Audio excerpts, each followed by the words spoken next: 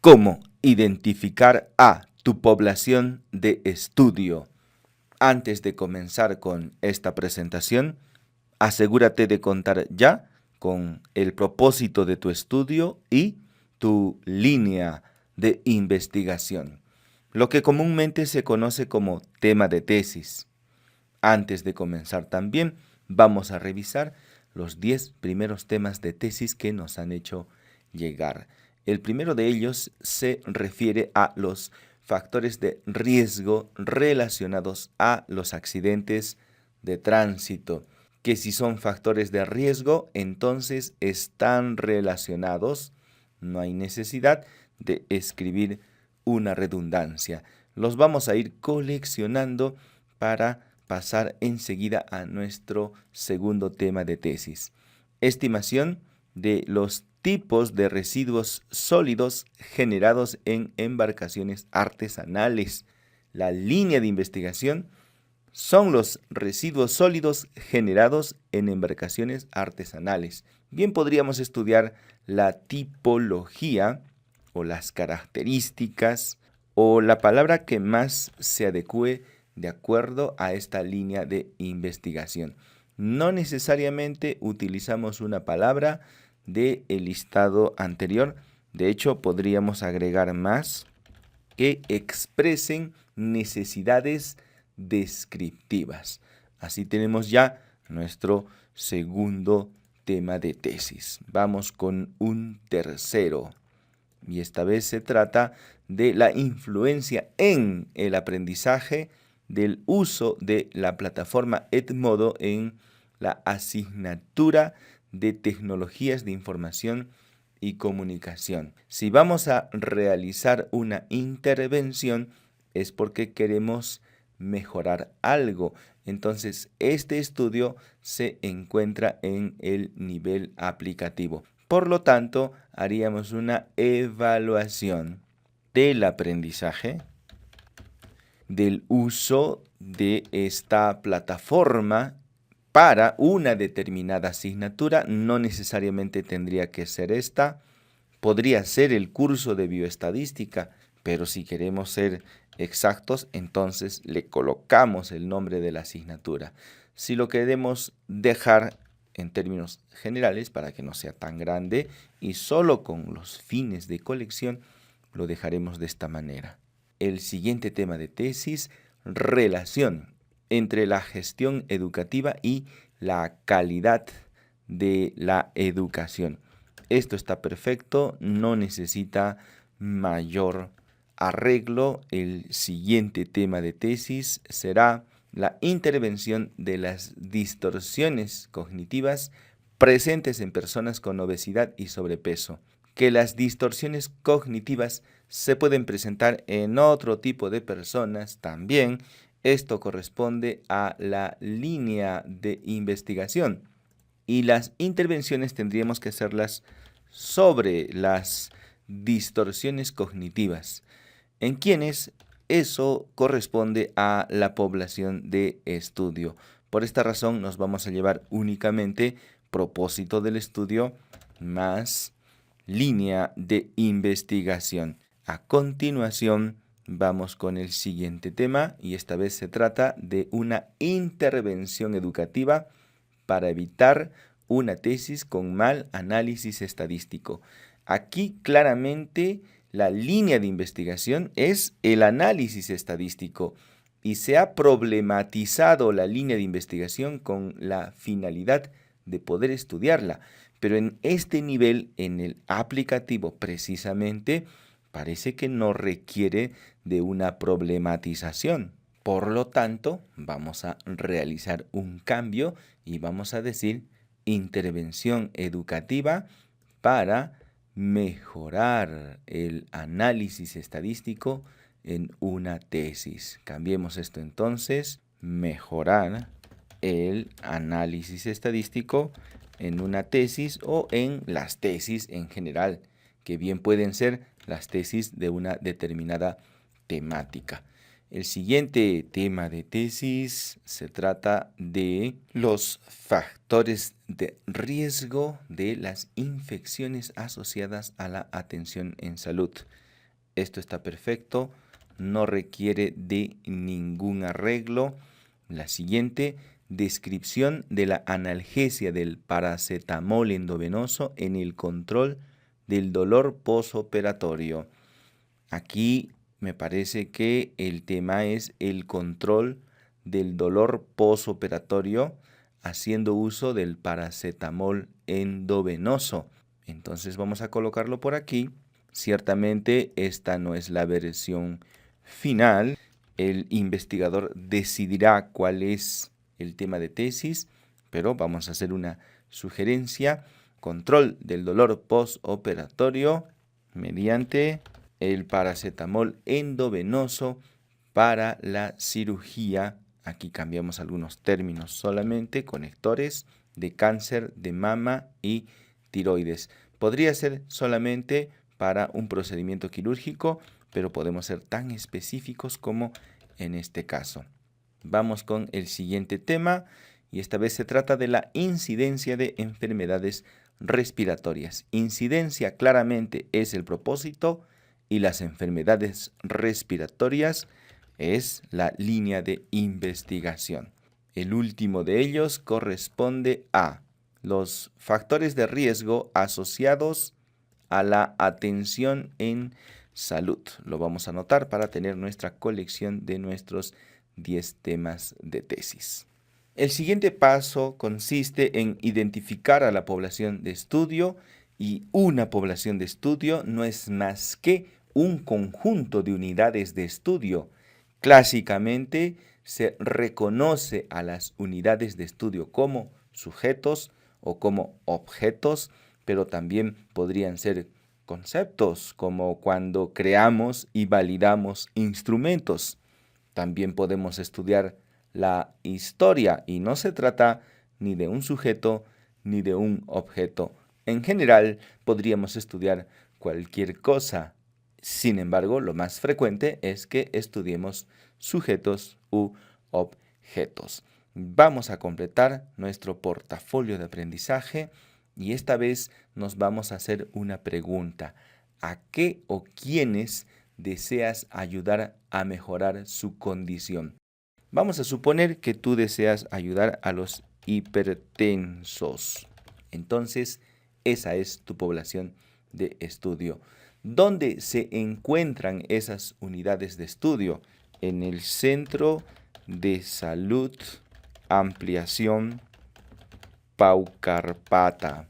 Puede ser el hospital, puede ser el servicio de cirugía de tu hospital, puede ser la unidad de cuidados intensivos de tu hospital, pueden ser en tu universidad, en tu facultad, donde encuentras a las unidades de estudio y a qué periodo de tiempo corresponde el estudio. No cuándo haces el estudio, sino a qué periodo de tiempo. Esto es importante, por ejemplo, para los estudios históricos. Si bien tú te pones a realizar el estudio en este momento, pero no corresponde el estudio al tiempo actual, sino al tiempo en el que ocurrieron los hechos.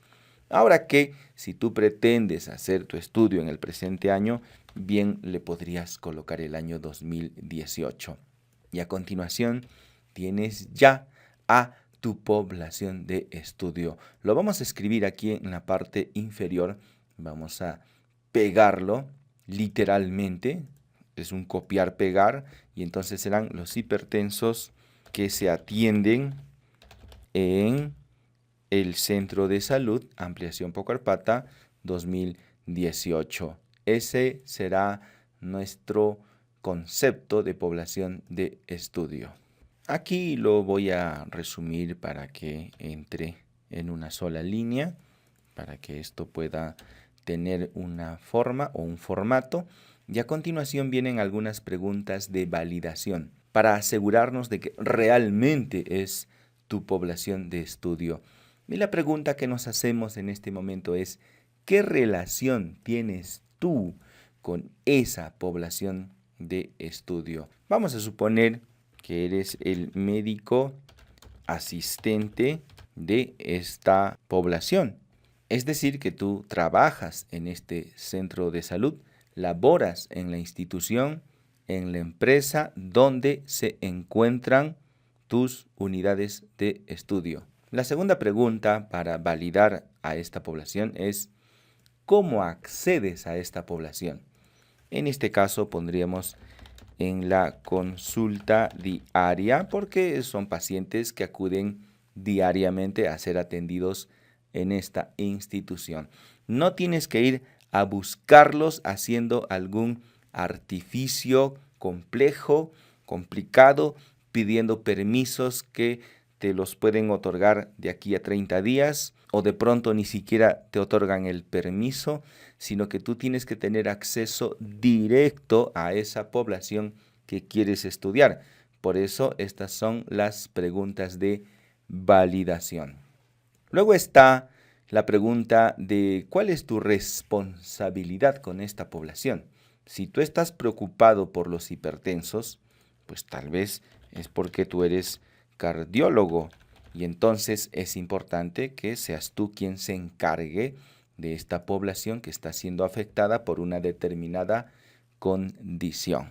Ojo que estas preguntas de validación no son parte de la redacción del enunciado del estudio. Sí lo serán más adelante en el planteamiento del estudio y en la justificación. Simplemente estas preguntas sirven para asegurarnos de que realmente esta es tu población de estudio y luego no tengas dificultades para acceder a ella o para viabilizar el estudio. Adicionalmente, vamos a trabajar las unidades de información, observación y análisis. Una unidad de información es aquella que contiene el dato.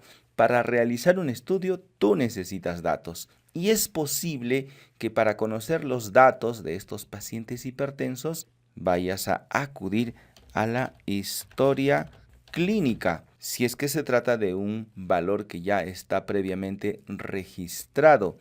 Es posible que tú acudas a los propios hipertensos. Si tú los vas a evaluar directamente, entonces tus unidades de información son los hipertensos y muchas veces también lo es la unidad de observación y la unidad de análisis. Pero habrá ocasiones donde tú recurras a otra fuente de información, ya dijimos, la historia clínica. No confundir a la unidad de información con nuestras unidades de estudio, con el grupo al que realmente queremos estudiar, porque en el enunciado del estudio quien debe aparecer son las unidades de estudio que en conjunto hacen la población de estudio. Si tú estás estudiando pacientes asmáticos, es posible que una unidad de observación sea una crisis asmática, un ingreso al hospital. Si tú eres odontólogo, es posible que tu unidad de análisis sea una pieza dentaria. Pero recuerda, a nosotros no nos interesa en sí misma la pieza dentaria, sino el paciente que puede tener problemas con sus piezas dentarias. Es posible que tengas una unidad de información distinta a la unidad de estudio. Lo mismo podría ocurrir con la unidad de observación y también con la unidad de análisis. También es posible que estas tres unidades sean exactamente iguales a la unidad de estudio. Hacemos esta revisión nada más para asegurarnos de que estos tres conceptos no aparecen en el enunciado del estudio, sino lo que aparece es la unidad de estudio que en conjunto hacen la población de estudio. Y ya estamos listos para escribir el enunciado de nuestro estudio. Esa es la segunda parte del trabajo del día de hoy. Tú que ya posees una línea de investigación, vamos a suponer la osteoporosis, además ya cuentas con un propósito del estudio, por ejemplo, prevalencia. Nada más faltaría agregar a tu población de estudio, que es precisamente lo que hemos trabajado en la parte anterior. Y claro, para resumir únicamente en este ejemplo, podrías decir hipertensos y solo eso. En este caso vamos a colocar otra población, por ejemplo, las posmenopáusicas. Y ahora, cuando se trata de un estudio descriptivo, la estructura del enunciado es distinta a la de un estudio analítico. Este es el momento donde tenemos que aprender a diferenciar estos dos grandes grupos, porque si tu estudio es descriptivo, vas a delimitar a tu población de estudio con una localidad. Arequipa. Puede ser el Hospital Regional de la ciudad de Arequipa o, si prefieres, el Servicio de Mujeres del Hospital Regional Arequipa. Puedes hacerlo tan descriptivo como quieras, tal como lo hicimos en el acápite anterior. Para el ejemplo, lo voy a dejar únicamente como Arequipa. Y en el tiempo le vamos a poner 2018. Podría ser de enero a marzo del 2018. Eso lo especifica el investigador. Para escribir el enunciado del estudio, únicamente tienes que copiar estos componentes. Lo vamos a literalmente a pegar para enseguida escribir el enunciado del estudio descriptivo. Y este enunciado nos dirá lo siguiente: prevalencia de la osteoporosis en posmenopáusicas de la ciudad de Arequipa en el año 2018. Podrías agregar aquí mujeres posmenopáusicas. Si tu enunciado corresponde a un estudio analítico, haremos lo siguiente. Tenemos una línea de investigación, tú ya la tienes. También has elegido un propósito del estudio, vamos a suponer factores de riesgo, y adicionalmente tienes otras variables, como por ejemplo la multiparidad. También podrías tener el hábito de fumar y una lista larga de condiciones que, según tú, son factores de riesgo para la osteoporosis. Siempre que desarrollas una línea de investigación, la población de estudio no cambia, porque siempre es el mismo grupo humano al cual tú quieres ayudar. Simplemente que lo estudias en diferentes fases para que al final puedas hacer algún tipo de intervención efectiva. Entre las variables que pueden favorecer el desarrollo de la osteoporosis también estaría la edad. Y todo esto lo podemos considerar como una sola variable analítica. Vamos a ver cómo lo integraríamos. Vamos a copiar todo esto y lo vamos a poner por aquí en pegado especial para no tener que hacer ninguna transformación. Y entonces voy a colocar aquí la multiparidad, el hábito de fumar y la edad como factores de riesgo para la osteoporosis en mujeres posmenopáusicas. No necesitas agregar el lugar y el tiempo porque los estudios analíticos, además de la validez interna, buscan validez externa. Así que si tener muchos hijos es una condición que incrementa la probabilidad de tener osteoporosis en la ciudad de Arequipa, también lo será en Lima, en Ciudad de México y en Santiago. Si fumar es una condición que incrementa la probabilidad de tener osteoporosis, ya sea que tú fumes en el 2018, en el 2030, igual incrementará la probabilidad de hacer osteoporosis y seguramente ocurría lo mismo en 1980. Por eso es que el estudio analítico no necesita delimitar a su población. La población son las mujeres posmenopáusicas. Y si tú le agregas lugar y tiempo, entonces únicamente correspondería al ámbito de recolección de datos. Bien podrías obviarlo y no estarías cometiendo un error. A todo este conjunto de variables se le conoce como variable analítica, así que aquí solo hay una. Y con la osteoporosis serían únicamente dos variables analíticas. Si la lista fuera muy larga, entonces podrías colocar únicamente factores de riesgo y dentro de los factores es que estarían todas estas características. Para completar el producto del día de hoy, vas a escribir un enunciado descriptivo, vas a escribir un enunciado analítico y el enunciado con el cual vas a trabajar el taller de tesis lo vas a subrayar, porque a partir de ese enunciado es que vamos a trabajar en nuestra siguiente presentación el cuadro de variables.